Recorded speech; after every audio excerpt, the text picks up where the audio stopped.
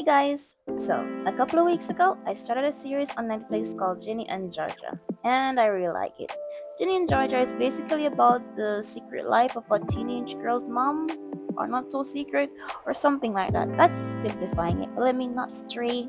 So, I actually really like it. It's fun, it's light. Well, it was light to me in season 1. It got heavier along in the other seasons, but we're not going to talk about the plot.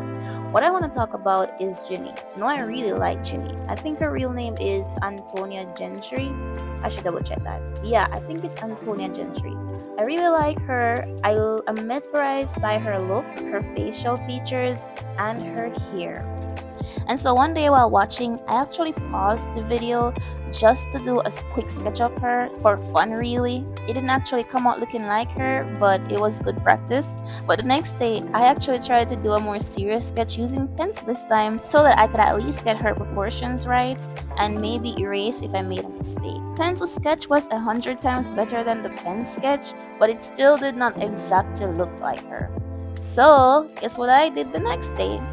I decided to make a portrait of Ginny. I was excited to do a pencil portrait because I felt like I haven't done a pencil portrait in a while and I felt like I would do a really good job at it since I've done a few in the past. But I had this idea to do a watercolor painting, even though I don't have much experience with it, but it was really weighing on my mind. So I wasn't really sure how to resolve that. But no worries, I came up with the perfect solution. I did a raffle, and the winner was watercolor. Yay! And I was a bit scared still because I was like, this is a hit or miss. I could really ruin this. But it is a learning process. Let's not be safe. Let's do the thing that will challenge me. And so I went for it. I went to do a watercolor portrait of Ginny. I started gathering all the things that I think I would need for this project, like a paper from my watercolor book. Then, of course, my watercolor palette thingy, which was included in a color block briefcase that I bought years ago and it's still good. Also took up my white gelling pen just in case because I sometimes use it in the end.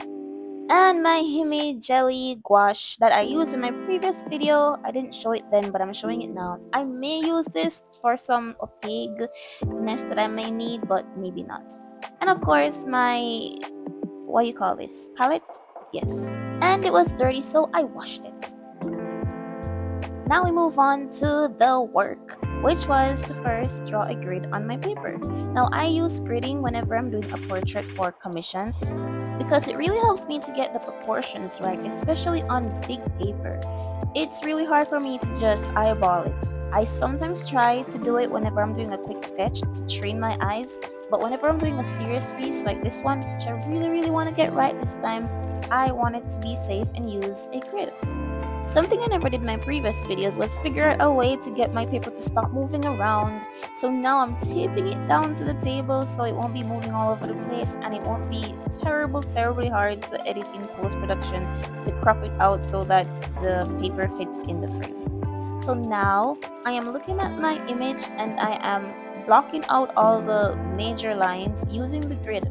Basically, instead of looking at the picture as a whole, I'm looking at each square in the grid and matching it to the squares that I have placed on the picture and just trying to get those lines correct in relation to the grid. In my experience, it's not always perfect. I think the smaller the grid, the more accurate it will be, but of course, the smaller the grid is, the more work to put it down and it takes out the fun. I try to get the outline down as accurate as possible because usually when I start, well, shading, I usually erase the grid. But in this case, I will be painting and I still won't be going off the grid. I'll still have to be using my eyes to get the right proportion in relation to each part of the face, each feature. But like I said, I really wanted to get the proportion down, which is like the shape of the face, the size of the hair, the size of the eyes, the angle of the eyes, the size of the nose, things like that. And so now I'm going in with my pen. Now this pen is no expensive pen. It's really just a pen I found in my home and I think I took it from my mom. It's just a regular writing pen. It's even chewed up at the top.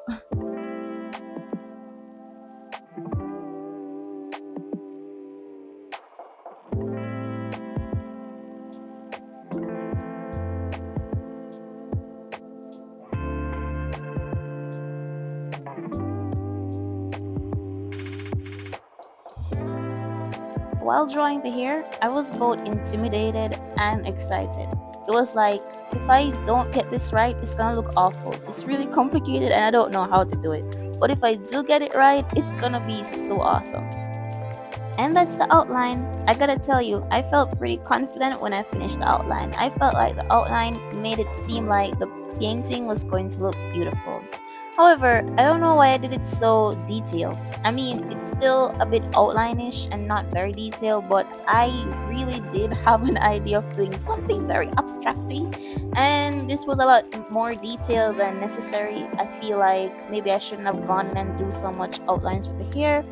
I should have made it more, I don't know, free, less portraity and more cartoonish and abstracty.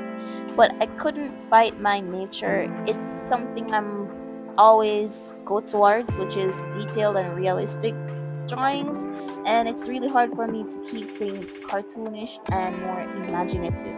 And I'm really trying to do that.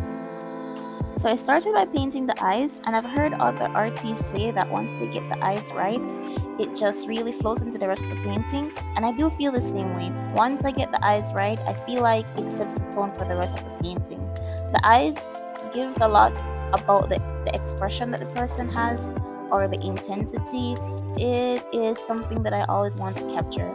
Unfortunately, it is also the thing that I rarely capture. So we'll see how it goes. On the forehead, I did a technique called wet on wet, which is basically when you just add water on the paintbrush and put it on the paper, wetting the area that you're going to paint, and then you add the pigment. And it sort of creates this bleeding effect where the pigment starts to bleed over the water and it just blends without you having to blend it. I actually don't know how to blend watercolor pigments without using the wet on wet method. I don't know. If you guys have another technique, let me know.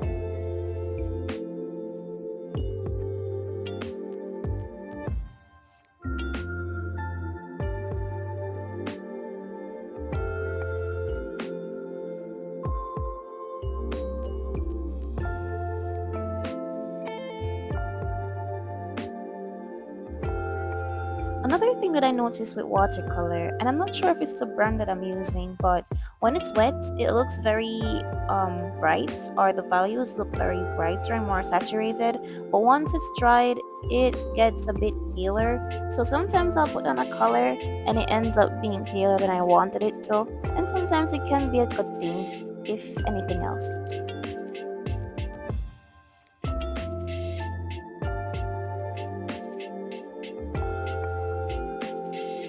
I sort of already made a mistake in that I put down a dark tone at the right side of her nose, and I never really wanted it to be that dark. I was trying to remove it, but I couldn't. I didn't know what to do. I had to just leave it there, and I really, really hope that once it dried, it wouldn't look as bright. Looking back at it now, it doesn't look as bright now, but when I had just put it down, it was so bright, and I was so worried I had ruined her nose.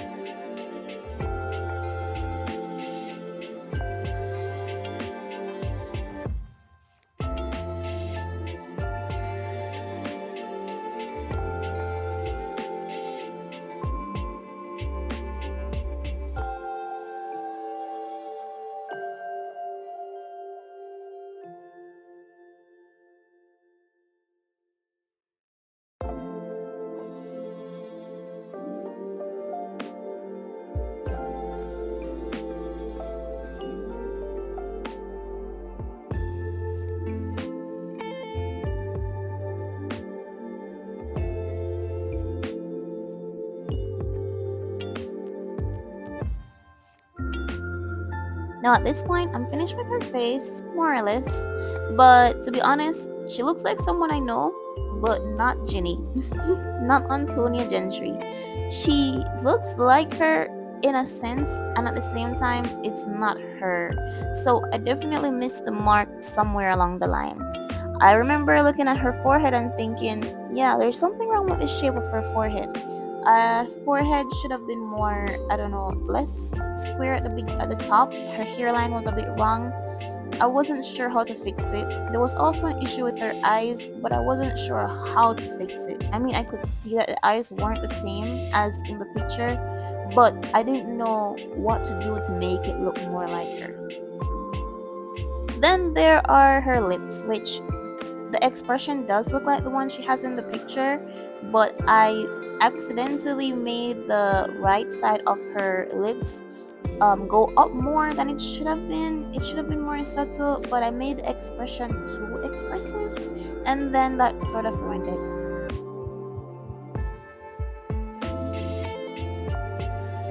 I was surprised with myself for actually capturing the right tone of her jackets. That's not something I do very often. Usually, I struggle with capturing the correct tone, the correct colors of a image, and I usually go close but not perfect. And I think that to say I'm using watercolor that is usually a bit chalky or a bit less saturated, I feel really proud that I almost got there with the jacket, and it was probably my favorite part of painting this and the easiest.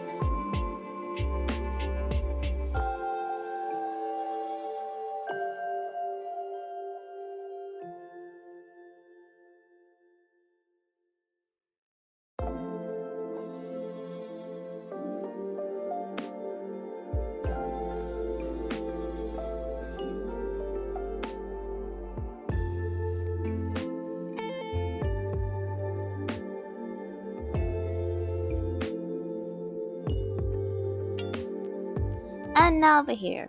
Now, the thing with the hair is that one, I wanted to ensure that I got that fluffy texture as well as the curls, but I wasn't sure how I was gonna do that. I have drawn detailed curls before using pencil, and it was very time consuming, but it turned out pretty great.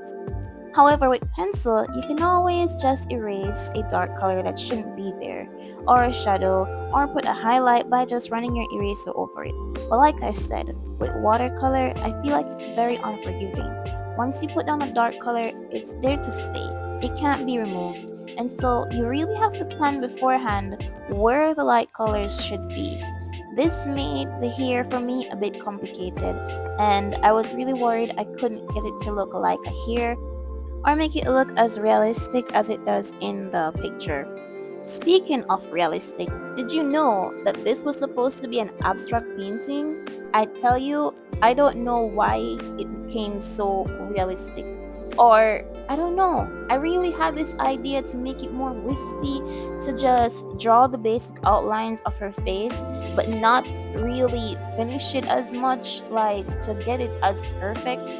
I just wanted it to represent her, so when you look at it, you know I'm trying to draw her, but to make it more artistic, to make it more I don't know how to express myself with this one. It wasn't supposed to look like this initially, but like I've said, I'm usually a realist when it comes to drawing, and I struggle with creating new concepts or something from imagination or something I haven't seen before. I'm always painting and drawing something that I can actually see.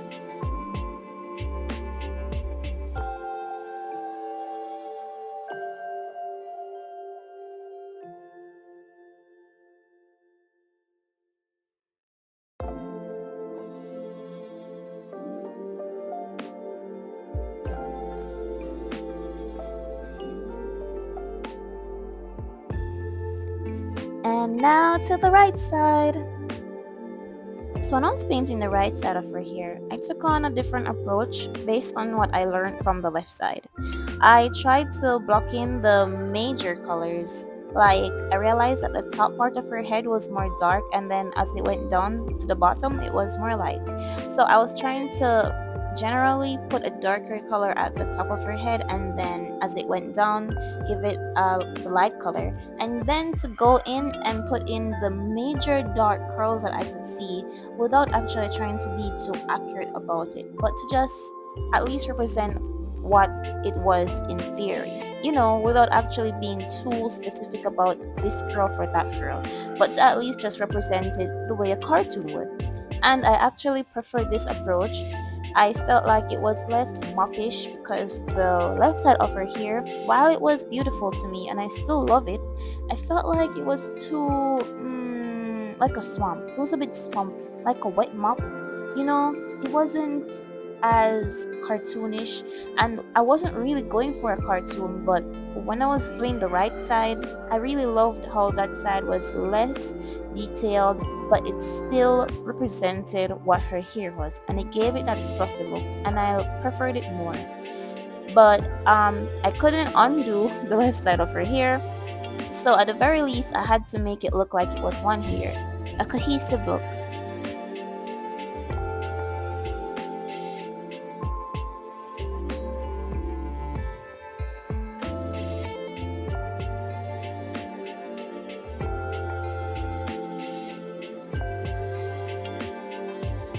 So, as I came to the finish, I started looking at the painting as a whole and trying to see what was missing. Now, I know I couldn't fix it completely or give it some big face surgery because what was done was already done, but I could add in a few dark values, especially on the left of her face.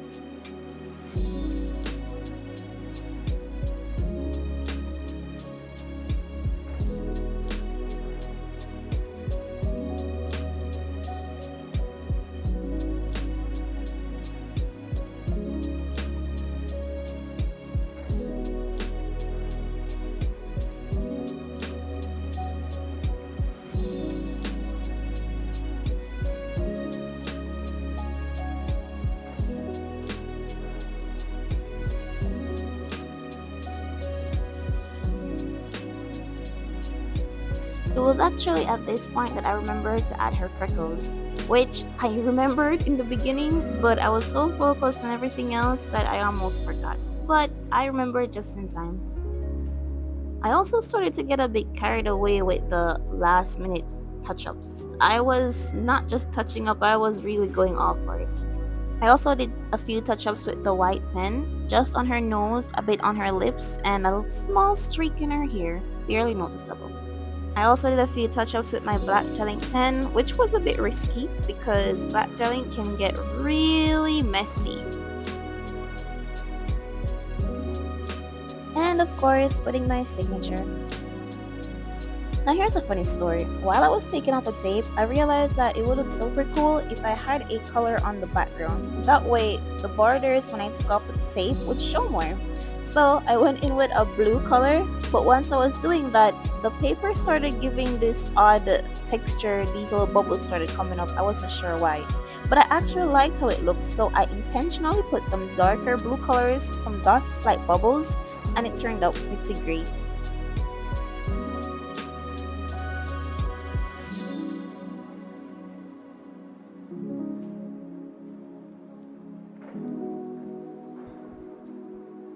And here we have it, the moment you all been waiting for, the final look. So, there are a few things I would change, like her eyes, though I don't know how I would fix it. And then there's something strange going on with her nose. I think it was missing some dark colors on the left. And then, of course, I exaggerated her expression with her lips, and of course, the shape of her face. But overall, I'm really super proud of myself because I did a portrait with watercolor. So, kudos to me. Similarly to what I did in my previous video, I wanted to reflect on some lessons I may have learned while doing this portrait, just to ensure that I got the most out of it. It took a little while, but here's what I came up with. Number 1. Details are nice, but not always necessary. Yes, while doing her hair, I was stuck on doing the details, as you can see with the left side of her hair. It's pretty nice, but when I got to the right side, I wasn't doing as much details word for word, but I was just portraying what her hair was like, kind of like doing a cartoon illustration of someone. And it turned out really nice. I actually prefer the right side. So maybe next time I don't have to be so stuck on the details. Number 2. Never underestimate how watercolor becomes light when it dries. Do you remember how the left side of her face was dark when I was painting it? How dark the brown was? Look at her now. Where did all that dark go? I didn't eat it. I didn't erase it. It just got lighter. Maybe I should have used some of the gouache like I had originally intended, but I ended up never using it at all. Oh well. And finally, grits can help with getting down some of those proportions, but to successfully portray someone, it still takes a lot of eye work, skills, and practice. That's it from me, guys. If you enjoy this video, then hit that like button. And if you'd like to see more other videos as I make them, then subscribe!